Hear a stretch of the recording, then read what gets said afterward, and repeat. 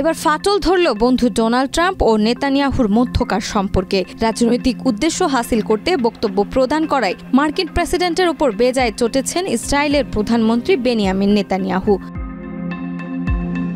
গাজা ইস্যুতে ডোনাল্ড ট্রাম্পের সাম্প্রতিক মন্তব্যে ক্ষুব্ধ ও বিস্মিত ইসরায়েলের কর্মকর্তারা। মার্কিন প্রেসিডেন্ট দাবি করেছেন আগামী এক সপ্তাহের মধ্যে গাজায় যুদ্ধবিরতি হতে যাচ্ছে, কিন্তু ইসরায়েলের পক্ষ থেকে এই বক্তব্যকে বাস্তবতা থেকে অনেক দূরের রাজনৈতিক কল্পনা হিসেবে আখ্যা দেওয়া হয়েছে। 29 জুন তুরস্ক ভিত্তিক সংবাদ সংস্থা আনাদুলুর বরাতে জানা গেছে, ইসরায়েলের দুটি জাতীয় দৈনিক প্রকাশিত প্রতিবেদনে অনামা ইসরায়েলি কর্মকর্তারা স্পষ্ট করে বলেছেন, ফিলিস্তিনি বিদ্রোহী গোষ্ঠী ও প্রধানমন্ত্রী নেতানিয়াহুর অবস্থানে এখনও কোনো বাস্তব অগ্রগতি নেই, যা যুদ্ধবিরতির পথে যেতে পারে।